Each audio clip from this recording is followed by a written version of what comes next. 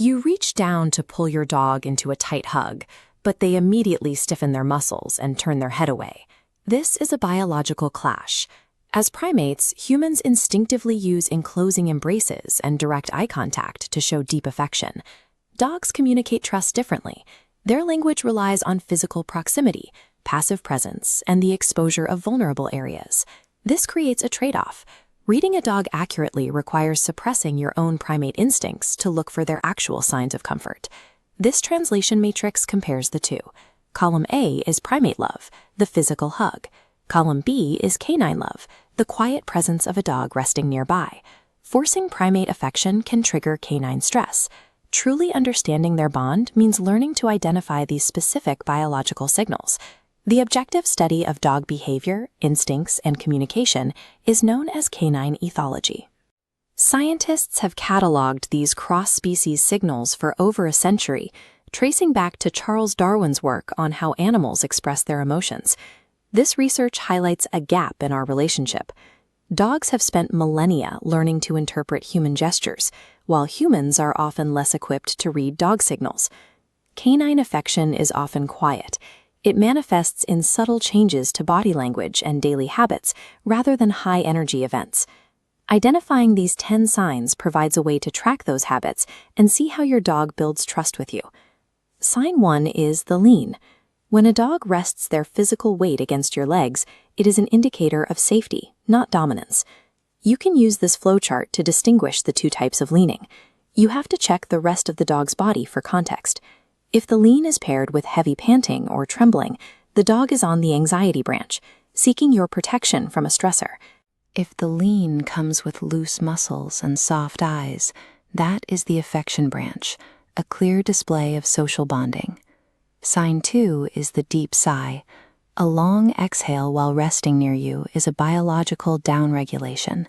It shows the dog has reached a state of contentment. Sign 3 is sleeping in your space. Because sleep is a vulnerable state, choosing to rest in the same room proves they consider you their secure pack. Recognizing these signs means accepting that passive presence is a high-value display of trust, even when it lacks the energy of a human hug. Sign 4 is soft eye contact. A squinty, relaxed gaze from a dog triggers an oxytocin release in both the dog and the human. Contrast this with the human instinct to stare. In canine language, locked eye contact is a threat. Affection requires a softer gaze. Sign 5 is exposing paws and the belly. Dogs instinctively guard these areas from potential threats. When a dog allows you to handle their paws without flinching, they are demonstrating that they feel secure in your care. Sign 6 is joining boring chores. Following you to fold laundry or sitting by your desk shows the dog is integrating into your core social unit. Sign 7 is bringing gifts.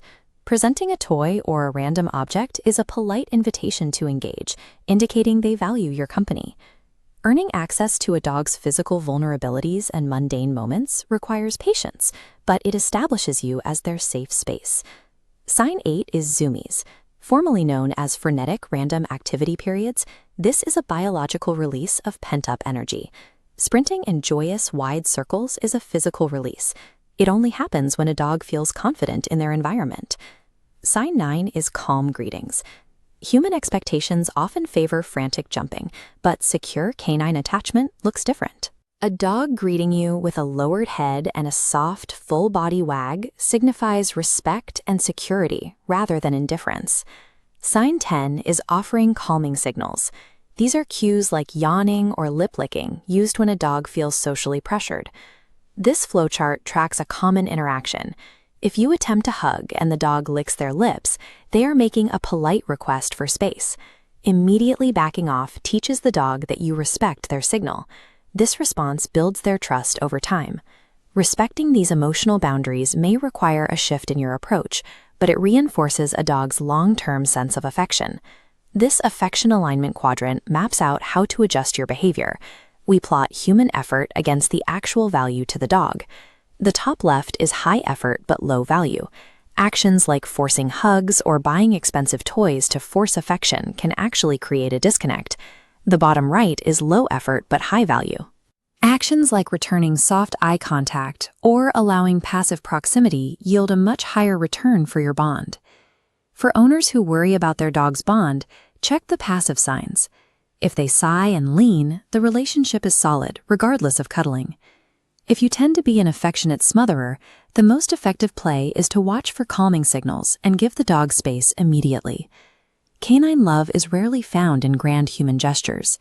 It is found in the quiet, reliable repetition of daily safety. True canine love is a predictable pattern of security, built by observing their biological language.